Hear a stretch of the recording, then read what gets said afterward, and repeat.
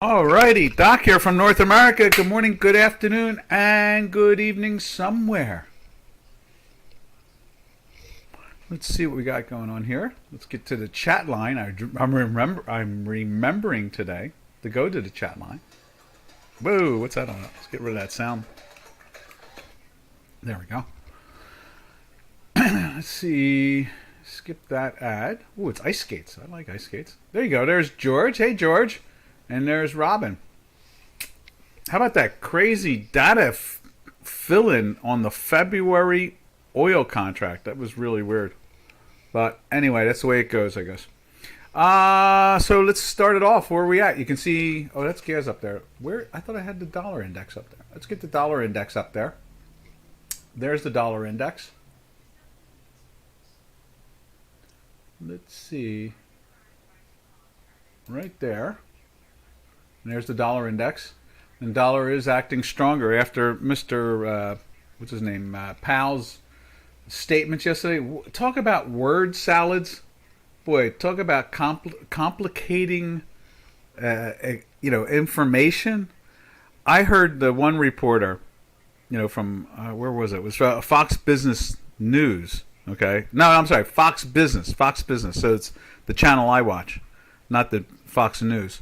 And he asked, basically about the monies that were created, or the monies being spent by the U.S. government, by the Congress and so forth. And Powell instantly took that to the consumer. He said, "Oh yeah, the consumer has stored it up and they're spending it."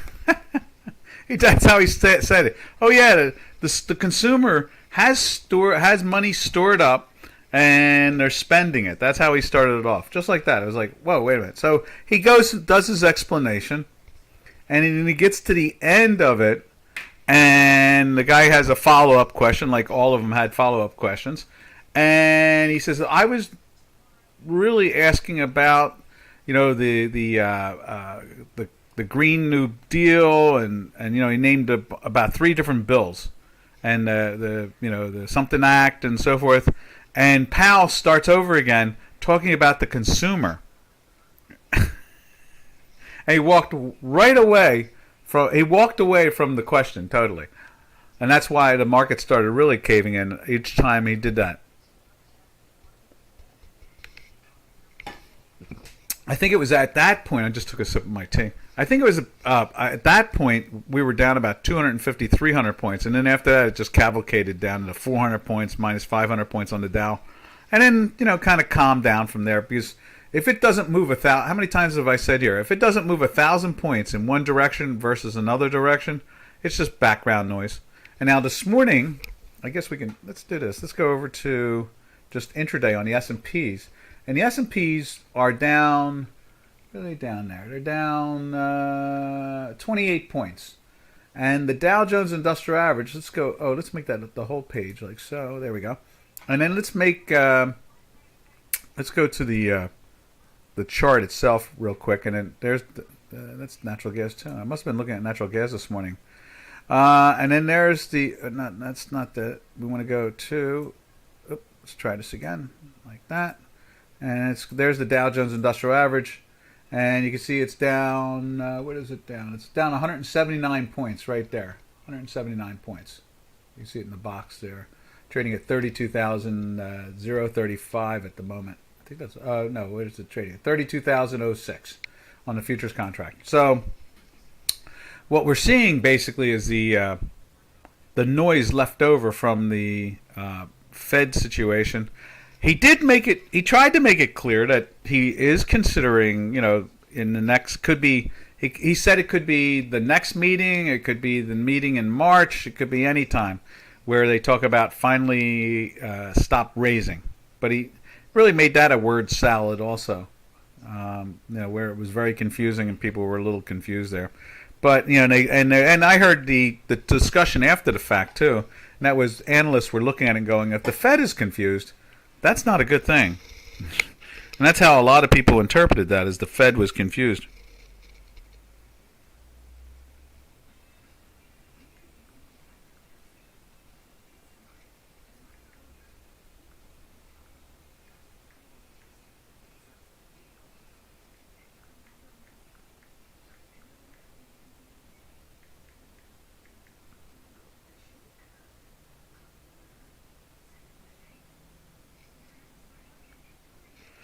Let's see. Let me just answer right now. I just got a text.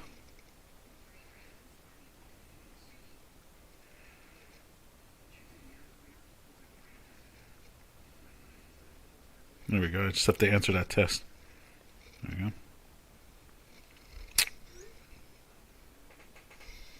So, anyhow, that's the answer to that question. Now, let's drift over to the dollar index again. Let's go back to the game, the Forex market, as that's what we start off with here. We do the currencies. And you can see there, it's a third day now in a buy. You can see the weekly is flirting. Yeah, we'll see. I guess they've got... Remember, I was saying last week... I was saying that they've interpreted that this could be the last tightening, and that he'll say something, and he did say it.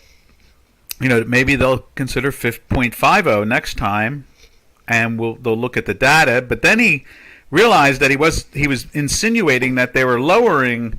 In other words, he was making an announcement at that moment when he said that. He realized he was making an announcement that he was going to start lowering. So the stock market ran up to 400. The Dow was up like 400 points, and then he started backtracking on that. Oops. I mean, we'll look at the numbers, but we are not. We're going to keep on raising. We're going to keep on raising and raising and raising. And he started like as if he realized that he had done something wrong. Obviously he did. He said that he's going to lower. And I said last week that that's more than likely what the markets are interpreting. They're interpreting the idea of two things. One is a big victory by the Republicans, and two, the Federal Reserve going, okay, half of the inflation is basically from just bad policy. And so with that bad policy stalled, or stopped, then, that would be a lot easier for the Federal Reserve to stop having to raise rates.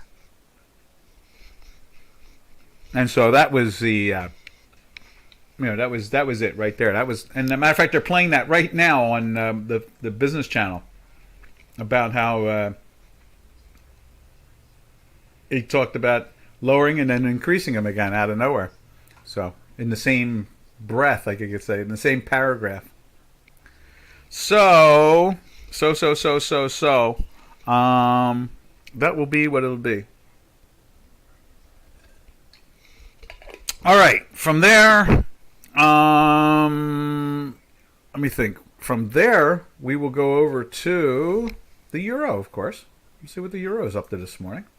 I saw it was getting, I rushed to the currencies yesterday as he was doing all this stuff, and currencies were looking pretty firm at one point. There's the euro. You can see here that nice big tail from yesterday, and then. Obviously, by the end of the day, it closed at the low, and now they're at 97. We were playing with par and going for look at that. We were playing with par, heading for 1.01. Now all of a sudden we're playing with 97. It's like the market's tried to interpret it, and you can see we are also at the moment right there. We are flirting with what happened there? Oh, I know what it did. I just did that. We're flirting with a weekly sell. That's what we're doing. We're flirting with the weekly sell now. So let's get the circle right there and put that in.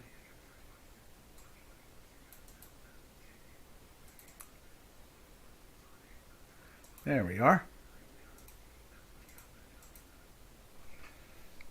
And so,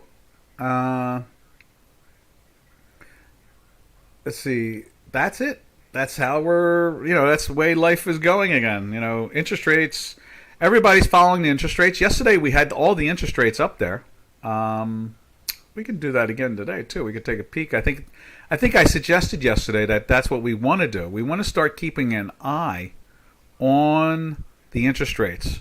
In other words, the 6-month bill, the 1-year bill, things like that. Want to keep an eye on them because when they start to turn, obviously the markets are staring at them now. I would imagine money managers are staring at them now. That would not surprise me whatsoever. Let's see. So, just a quick look. Where are we going to go? Right there. We're just going to take a look at the 30-year since we have it up on the thing there. You can see there's the 30-year. It's the fourth day in a sell. It's been in a weekly sell all the way back since, where's it at? It's been in a weekly sell since back in, was that August? Yeah, August 18th. That's the week it went into the weekly sell up in the 138 area. And here we are today trading in the 119 area. So it's a major slide. Major slide. Oh, 47. You can look at the S&P 500 and the DAX. Most definitely. Let's go there. Here is the S&P 500. Right there. And you can see that we closed in the daily sell yesterday. A little pressure on it again today. You can see the weekly is still holding up.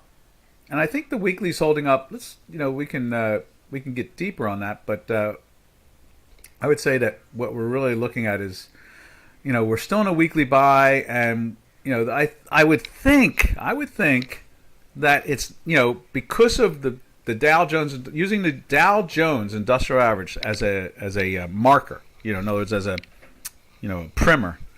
I would say that it's easier to relate to than the S&Ps in many ways.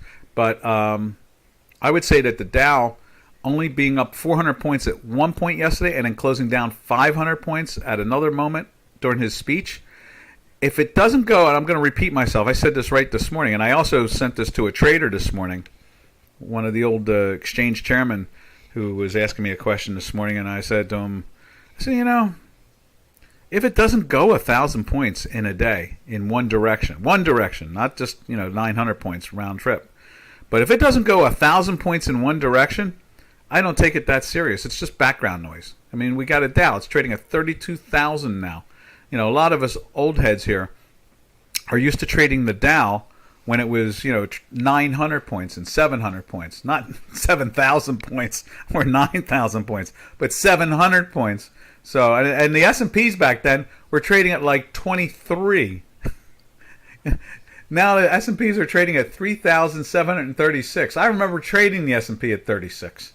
It was at 36, not 736, not at 3,736, but at 36. I remember trading the S&Ps when they were at 36. So it's easier to me in some ways. I mean, you got to think when you say to somebody, "Oh yeah, the Dow was at 12,000, now it's at 32,000." It's not too freaky. But when you say to someone, "Oh yeah, the S&Ps were at 36 and now they're at 4,736," that's a little bit more freakier, It definitely is a little bit more freakier. I guess you could say also, the Dow's at 800 points and now it's trading at 32,000 points. So, and unfortunately, the media acts like it's still trading at like 2,000 points. Honestly, 100-point day, they get excited. Oh my God, the market is being sold off. It's like it's down 100 points. The Dow's at 32,000. 100 points is like as if it was down 1 point when it was trading at 800. It's like So there's a perspective thing there. All right, now let's go find the DAX. There it is right there. There's the daily DAX. And you can see same thing. It closed in a daily sell. Actually, it closed in a daily sell on the 1st. The DAX did. See it right there? That's a minus. So it went into the sell there on Monday. Tuesday. Tuesday it went into the sell, the DAX. Right there. It was flirting its way up to the weekly buy, but it seems to be stalled at the moment. This is the ETF. We don't have the futures contract here in the States. We can look at it over here on J4X. We can go hunt down the DAX. Let's see. I guess I got to write it in. I don't think I have to write in there like Zetra DAX or something like that. DAX. Wrong keyboard. DAX. DAX.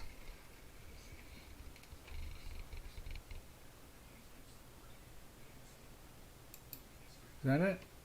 No, that's not it. German DAX. Maybe do that. German.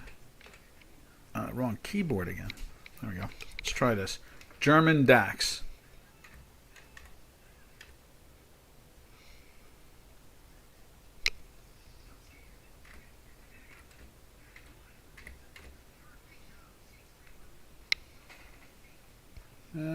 That's the euro. Nah, I'm not sure what the DAX. Maybe we can scroll down and find it. Maybe it'll jump out at us. Does anybody know the symbol for the DAX on J4X? We had it in there at one point. Now we've had to switch passwords in this thing. There's yen.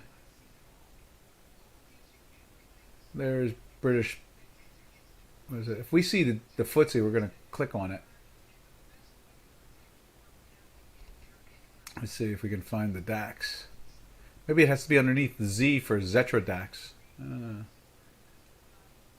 There's euro. Where's G, like in Germany? I just saw something that was British pound. What was that? BRB, no.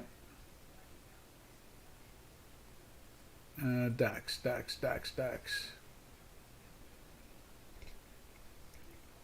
Okay, here we are in the D's.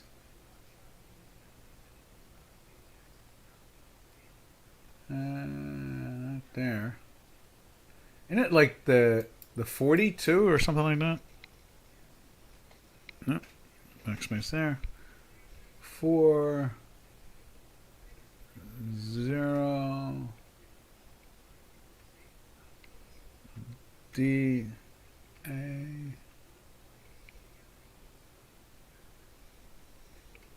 X. Nothing's jumping out. How about if I go the other way around? DAX.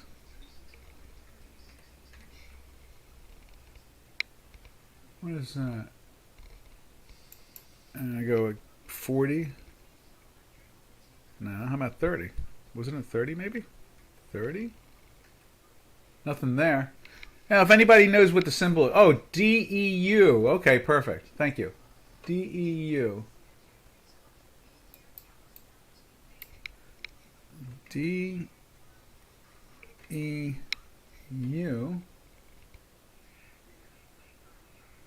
Right there. I guess that's it right there. The 40. I know it was 40 something. Okay, there we go. You see that pressure on it there. And like I said, the ETF here on the States went into the sell. Now, what is that? That's yesterday. We're not seeing. Let's see what the setting is on this. Because I think they should be trading it at this point in the States here, the ETF.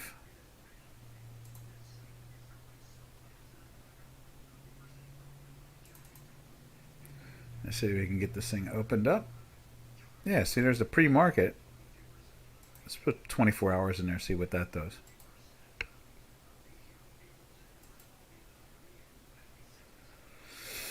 Let's see.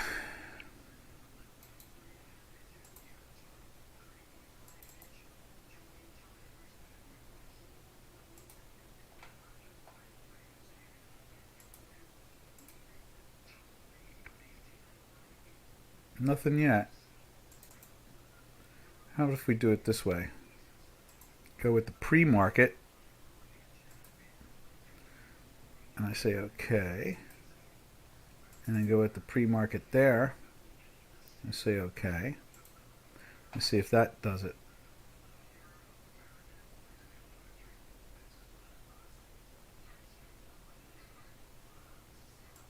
There we are. No, it's not showing us the DAX where it's trading at the moment. So there's the DAX. And you can see the pressure on J4X. You can see the pressure on yesterday's. It's 2 days in a sell now. 2 days, not one. So I went into the sell there. And I'm sure we're down again today. So I guess that helps. How's that? Does that help out? Yeah, it's down. You can see it on J4X. It's down again today. And it was flirting with the weekly buy. It was very close. You can see it there on the ETF. And now it's rolled over. Let's see what it looks like on a weekly on J4X.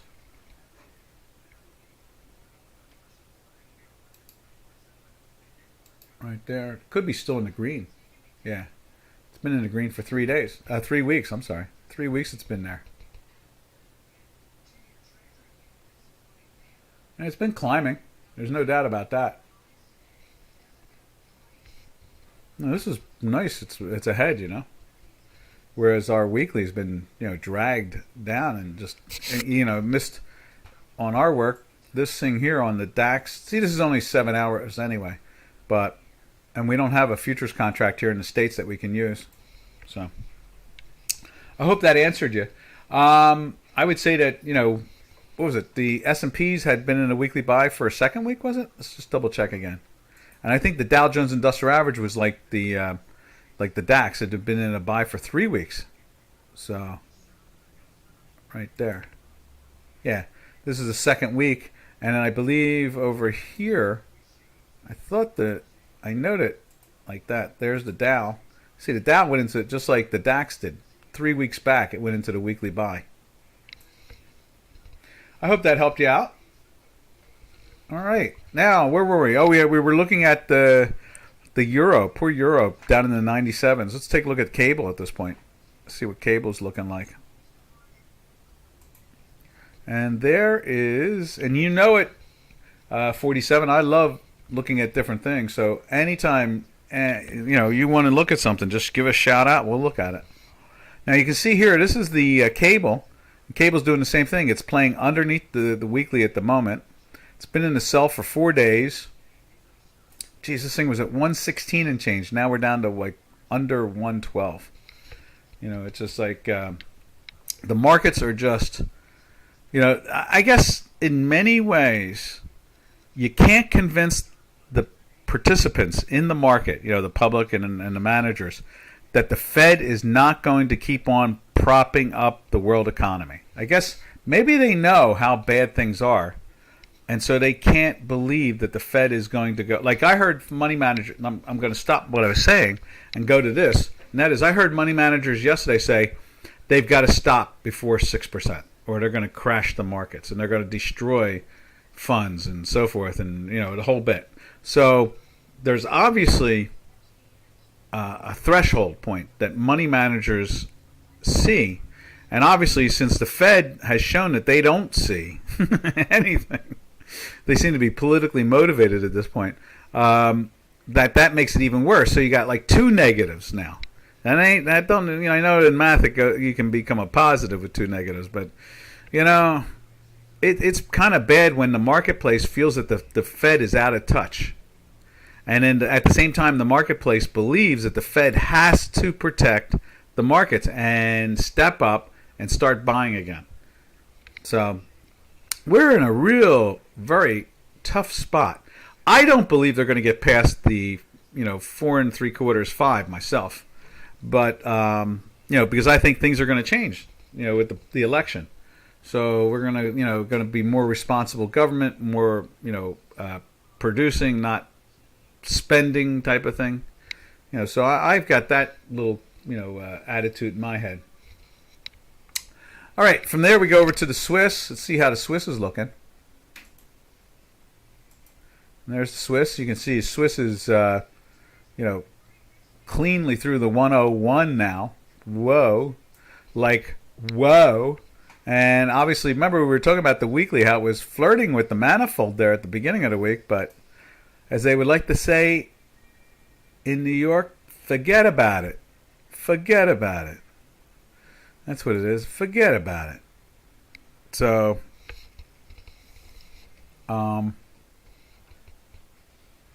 that is that. All right. From there, what do we do from there?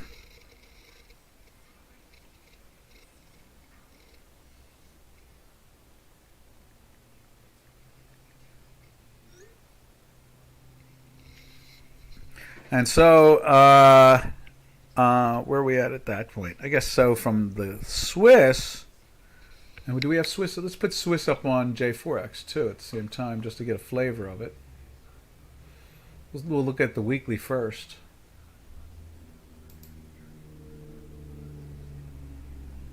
Right there.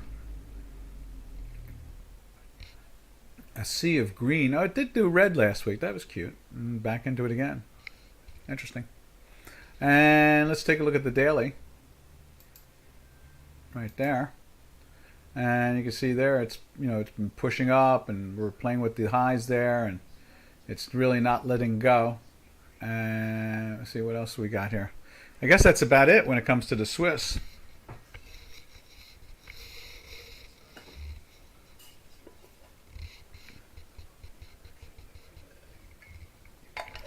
Taking a sip of my tea again. And then from there, let's take a look at the yen. The yen and the Swiss have been marching together very well. Right there. You see it went into a daily buy a couple days ago. It is flirting with the daily sell, but we got a green dot, so we're not going to really put a red line in there yet, because I know we are underneath the zero line. That's that. You got the weekly still hanging very comfortably on the upside. So we're just on the edge of looking at it possibly to be sold down again. And then I guess, look, that was, who was it? Someone yesterday came up with that one too. They were talking about Japan. Oh, I know. It was from Guggenheim. Was his name Midas or something like that? You know, he was talking about how bad Japan is. I'm talking about Japan. I think, China is like 10 times worse. But that's what it is. From there, let's see. Let's put the yen up on J4X. And there's the yen in J4X. And it's doing that same gig, it's see if we can park this thing like right there. That's a good spot. And so you can see the green line, it's been moving up. It's trying to get up, trying to stay up, just like Chicago Quan is. And where's that mouse at? There it is. We got a little red there today, whereas it had the red there yesterday. So I wonder if, like, when you get a bar here, this new, we weren't using this particular, we were using a different, what do you call it, Hinky Ashky?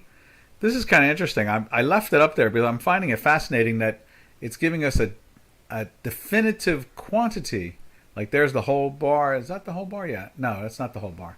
That's the whole bar. And it's only showing you slices. So it's almost, in many ways, I wanted to try over the weekend to study it a little bit more to see if it actually matches up with the red and green dots. So you treat the bar when it's like that. That would be like a red and green dot. That would be, let's say it's a little bit too many of them. Red and green dot, red and green dot, red and green. It doesn't really work well that way, but it's interesting. Very interesting. All right, from there we drift over to, let's see, from the yen we'll go to the Turkish lira.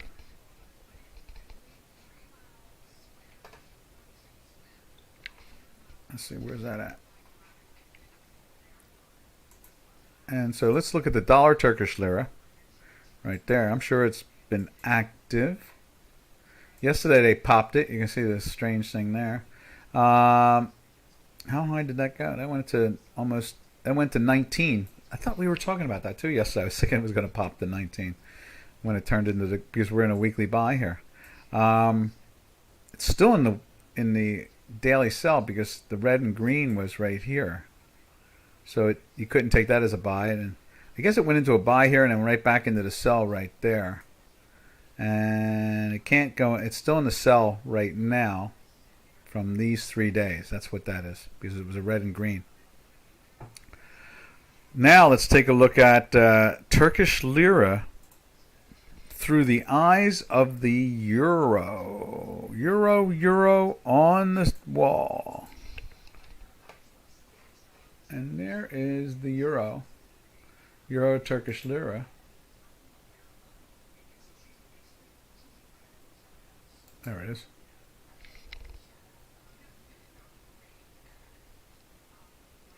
New mom is first American to win Iron Championship in 25 years. So no, she just had a baby and then she did a Ironman. Good for her. Let's see. So you can see here the pressure on the Euro Turkish lira heading south. Same thing on Chicago Quant. Let's widen this out a little bit, like so. See, it's a lot smoother, the Euro Turkish lira. Definitely a lot smoother. And yesterday was no like zoom to the moon action to 19 out of nowhere when it comes to the dollar. But we do see we are now back flirting with the weekly sell right there in that little corner there. So the pressure... Ashley Webster's in for Stewart. Excellent. So, you can see there the Turkish lira is basically just a much smoother thing. I really wish we didn't have some of these distortions over here, like that one and that one. Oop, yeah. Really wish that we didn't have those. It's too bad that they, couldn't stay clean. But it must show you the desperation of whoever was trying to buy or sell at the time, because obviously it was a sell because they created lows. So they stepped out of the way. The central bank or someone like that ended up buying it down low and then bringing it back up again. So it must have been a large chunk of equity. There was a lot of money. All right, that completes the Turkish lira adventure. Let's go over to the Canadian, where we go to the Canadian and the South African rand, and we look at the oil market for the Canadian, and we look at the gold market. We already seen the gold. Last I saw it was down 29 points. Now it's down 30 points. So there's pressure on that. So more than likely, rand will be lifting up. And let's take a look at crude oil. We'll throw that up on J4X.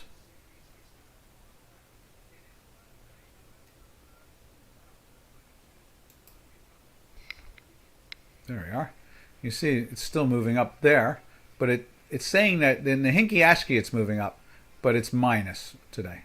You see that right there with the red. Now let's take a look at it over here on Chicago Quant. There we are. And it's down also. You can see that's moving down. It gapped a little bit even. But it's still in the daily buy, just like just like J4X is. And it's in the weekly. But the pressure is on it, but it's nothing major. How much is it down? It's down $1.43, $1.50. Okay. So from there we go to gold, right underneath it. And there's gold, and poor gold is down to $1,621 now. We're playing with the daily sell. We went into a daily buy yesterday. Luckily, we are still underneath, there, or we'd have been like, ouch. Definitely, and you could have probably been trapped either way. But more than likely, if you were following that, you saw the weakness and knew not to get trapped with that. Let's see, so that's gold. So, I know what we want to do. Let's go to the South African rand.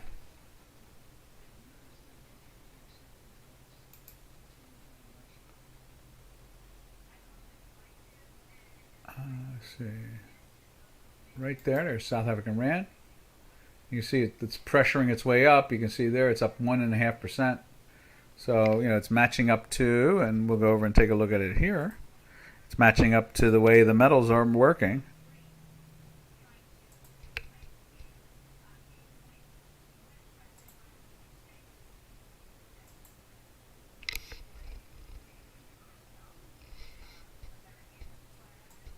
Look at that, at the highs of the last month and last couple years, really. Look at that. The last time we saw that number that high in the 18.5 area was like, that's back to 2020 there.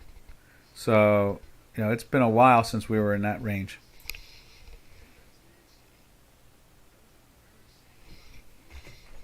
What's up with this guy? They're playing a lot of Biden stuff right now. He doesn't make any sense anymore. He seems to be out of his mind. All right. From there, we go over to the south of the border. We'll look at the Mexican peso. Let's put it up on J4X. Right there. And right there.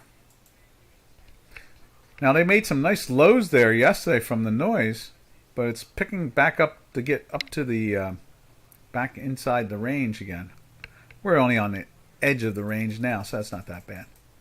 So you can see it right there. It's sitting right on the bottom end of the range itself. And I guess we should move that Fibonacci down a little bit more, like so. That should be right there. That's what that is. There we are. So you can see here the it's been in a daily sell throughout this whole adventure and weekly sell. And what an interesting pop to the downside it did go. Winner, winner, chicken dinner. All right. From there, we drift over to, let's see, what do we have? I think we have the metals up, right? Yeah, so we have the metals up.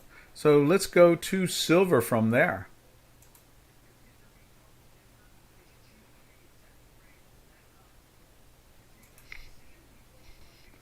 There's silver.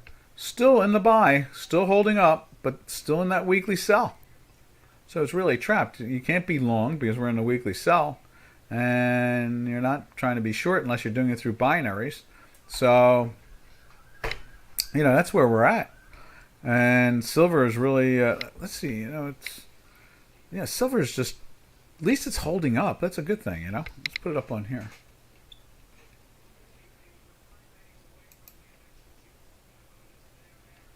There it is right there, 1893. So you can see it's matching up. That's the spot versus the deck contract. Actually, at this point, there's almost no premium in the deck contract.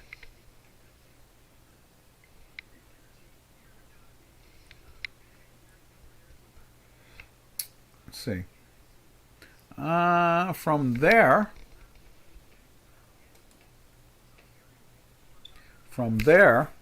we go to, where do we go to? We go to, we'll figure this out. We'll go over to copper. See what copper's up to. There's copper. Went into the buy yesterday. And it's still holding up in the buy. That's cool. But unfortunately, the weekly has rolled over. So we see a lot of pressure on the weekly at the moment. What else we got going on here? Let's take a look at platinum.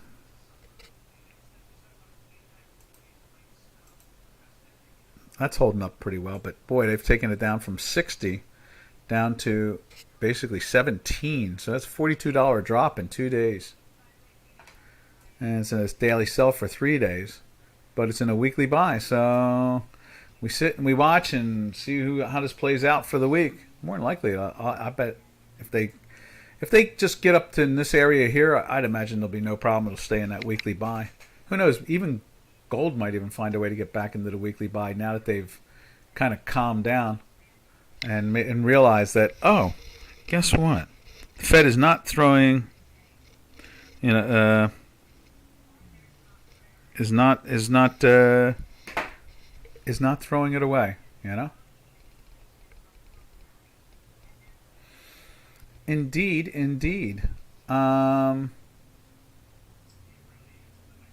What else can we say about any of this?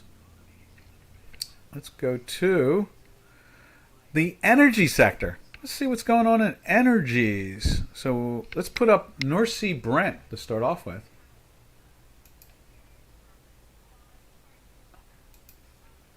And there it is right there. And let's see.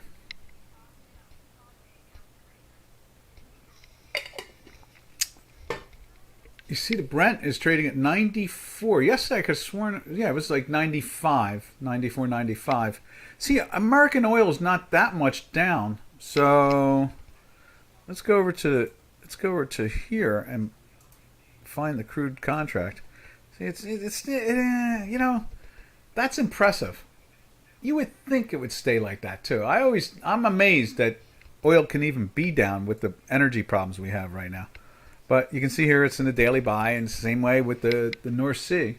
You see the two greens right there. You see the green line coming through. So there's some strength in there, on this daily trend. And we're holding up that weekly with no problem whatsoever at this point. You can see that down at the bottom on our work.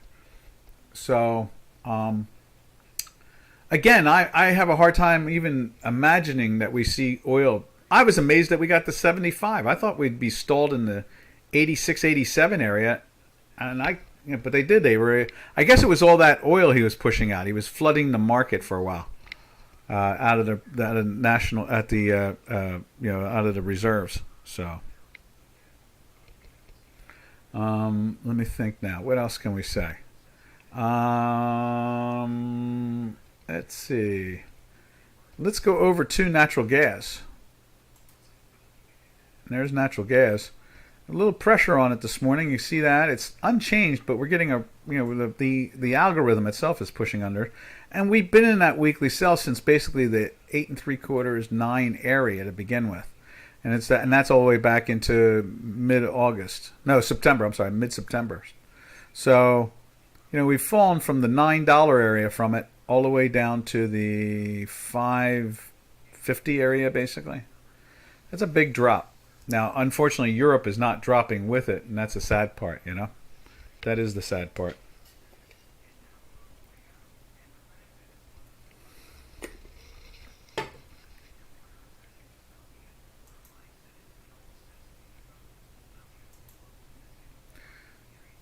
Now from there, what else do we got going on here? Let's go and look at that particular product we'd like to look at, the Spanish company that trades natural gas, and it was almost 26 yesterday. It was like 25.80, 25.90. Let's see what it looks like today. 25.20. Good. It's heading back down towards the 25 area. That's good. And like I said, I mentioned that 2 days ago I heard that some ships left the Gulf with natural gas heading towards France. So that's good. I mean, we want to see more and more of that. And after the election, there's a good chance we will see a lot of that. There'll be dozens of ships sailing across. We've got so much natural gas here.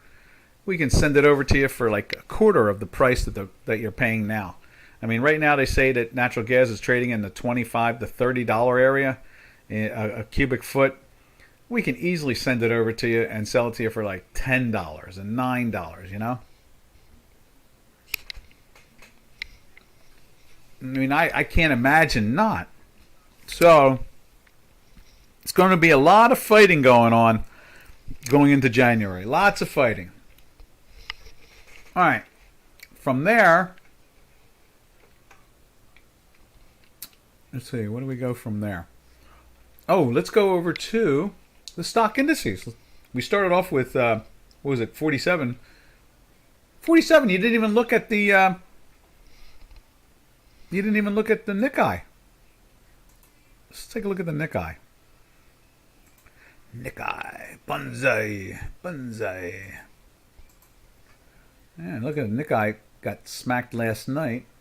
And still, now they're showing the forward trading now there. So you can see we closed in a daily sell there. Wasn't a weekly daily buy for all that whole move up like that.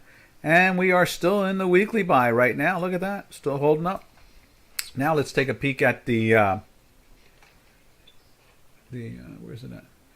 The Dow Jones Industrial Average. I mean, we can do a quick look at the S&Ps. There's the S&Ps. You know, the pressure's on them.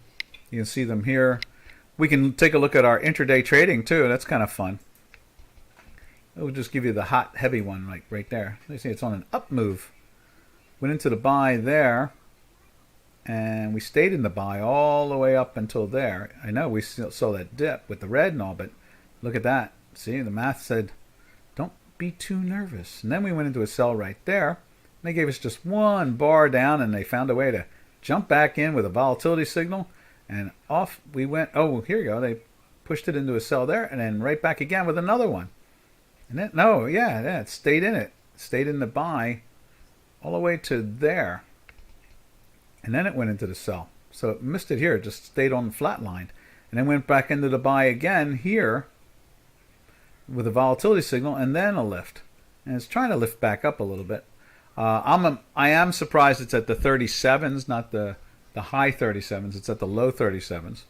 And today's low is, where's the low at? The low is, I just saw it.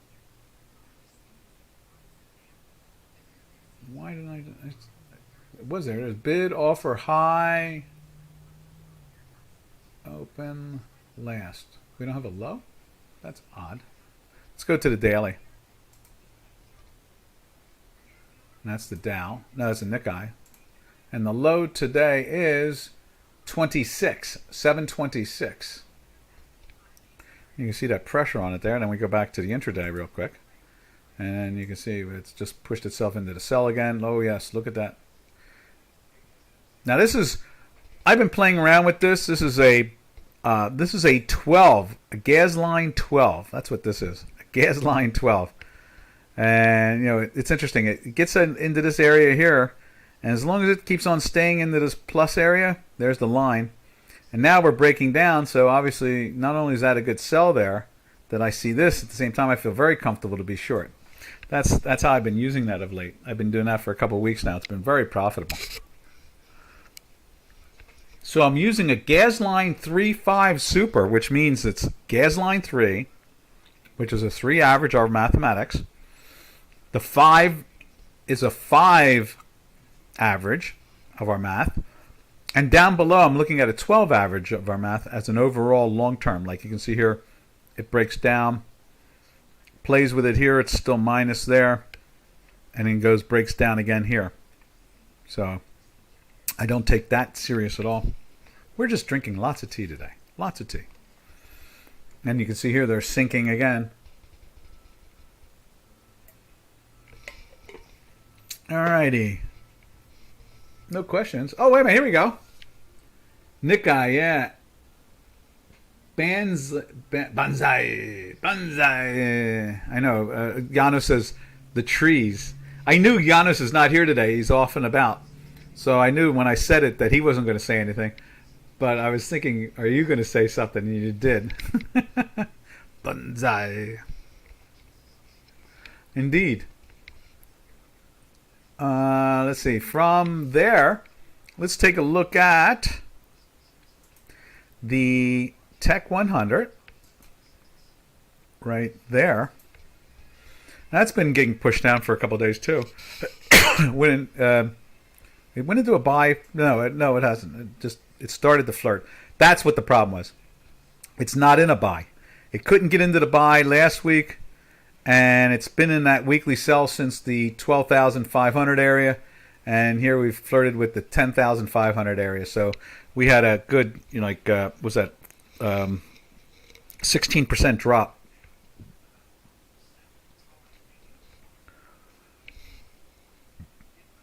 Now, looking at the weekly, it was in the plus in the beginning of the week, but now it's rolled over again. So the tech always, is deeply involved in interest rates all the time. It is always deeply involved in interest rates because they're very interest sensitive.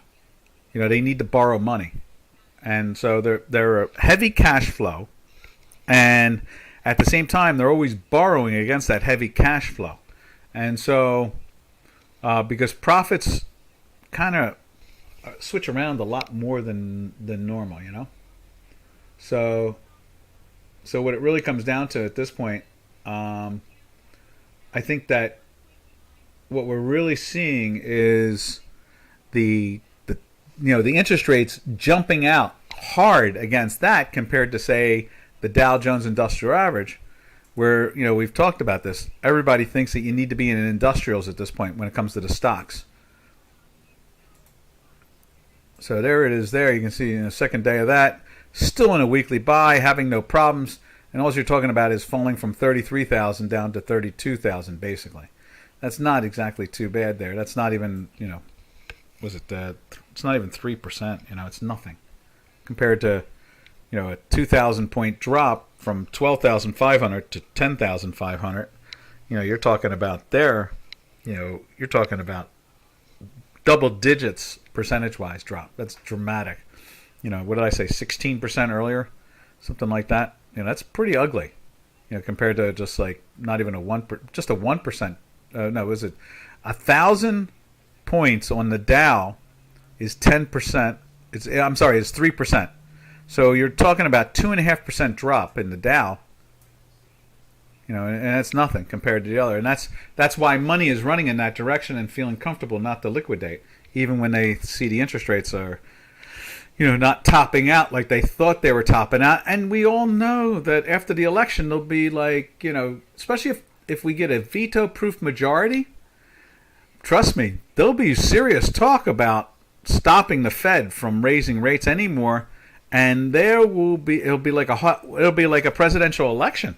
Because if we get a veto-proof majority, which as far as I can tell, we're only like 5 or 6 seats away from, we get a veto-proof majority, Biden doesn't even have to come back to the White House. He can pull a Jefferson or one of these other presidents who lost to Congress to the point where he had nothing he could do, and he left, and I think it was Monroe became president. Basically, he was the vice president, and Jefferson went back to Monticello or wherever he lived and skipped the last year of his presidency because there was nothing he could do. I mean, the Congress was going to basically, spends all the money, so he couldn't spend the money, so he had no reason to be around. I know a founding father does that. That's the way it happens, I guess. Nobody's perfect. And so that's where we are now, is that if we get a super majority, there's a good chance that Biden doesn't even come back from Delaware. He just stays in Delaware, shows up every so often for ceremonies here or there, for dinners at the White House, that type of thing. Right now, he's only spends about 40% of the time at the White House. They say he spends 60, 70% of the time in Delaware.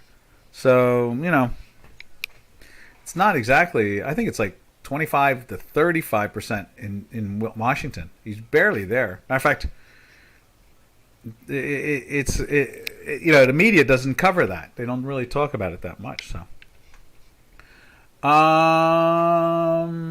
let's see, what else have we got going? From there, let's see. Oh, let's take a look at the little stock index, the Russell 2000. And there's the 2000.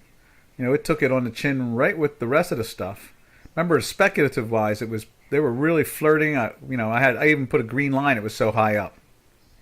Move that puppy over to there now. We're still in that sell.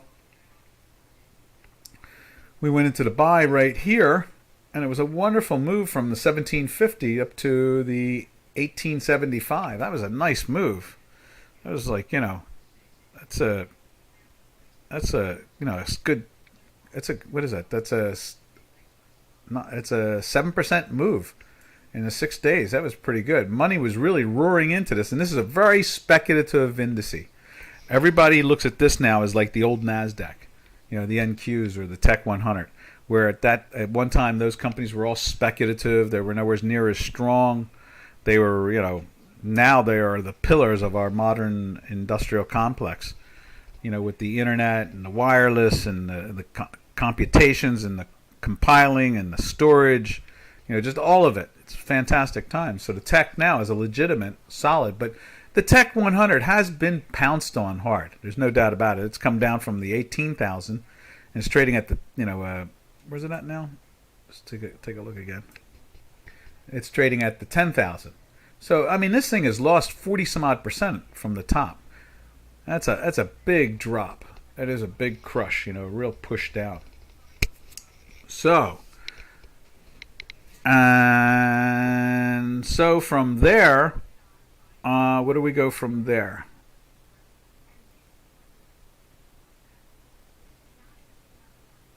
And so from there, we go to, what do we go to? We did the stock indices, we did the oils, we did the energies, and obviously we start off with the currencies. So anybody have anything, 47, you have anything you want to take a look at before we sign out of here? We still got a couple minutes. I need to throw a couple more options in on my page. Because it's going to be some good action again today, and I need to roll my positions a little further south. I had an odd butterfly on with the futures contract, so I was long the futures, and I was basically, it was like a trapezoid more than it was it was a butterfly basically, and then I took some cheap money and bought a put underneath it down in the 33,760 area, and now we're trading at 20. So I want to take that put, sell that put, roll it down, and lock in that money.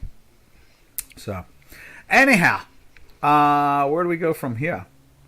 And I think I might even move the calls down. I sold the 3,820s, and they've smacked the doodle dum down pretty well too. So it's time to shift that position and squeeze that money out like taking an orange, and you just squeeze the juice out of it. All right. I guess we're kind of done then. Oh, yeah. Cable yen. Let's take a look at cable yen. Cable yen. I haven't looked at that in a while.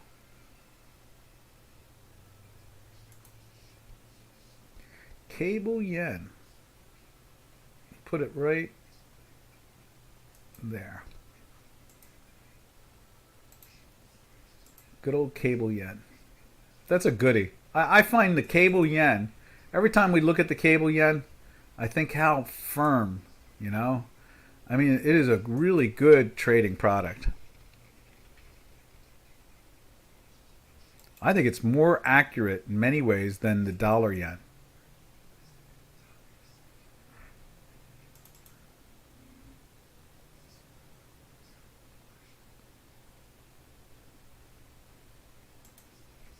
GBP right there again.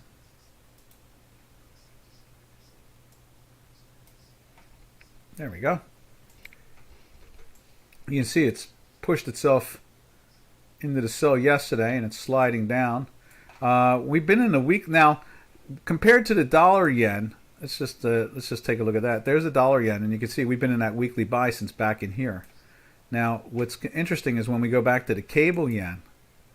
What date is that? That's a 8/26, the closing of the 8/26 week. And so then when we look at right there, we went into the buy. Is that 8/26? Where's 8/26? There's 8/26.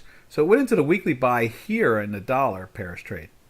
You can see the strength in it there. Now it took right there to get into the buy. I guess we can put that right there. And then it was late. But when we did look at it a while back, I found it to be very, very accurate in many good ways. Let's see, let's put that in there like that and change that like so. There we are. And then we do it again. It gets back into the buy again for this move on the upside here, right there.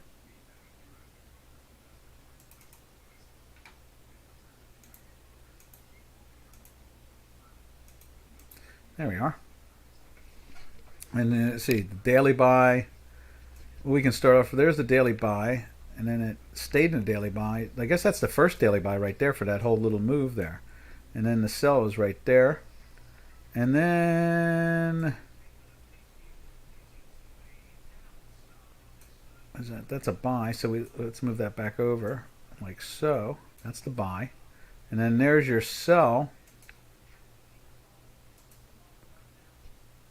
Kind of missed it there, didn't it? It's kind of sloppy compared to last time we looked at it. I thought the last time we looked at it was much more accurate. Now I'm really I'm like choking on my words about how accurate it was. I remember there was a time we used to look at this, it was so much more accurate.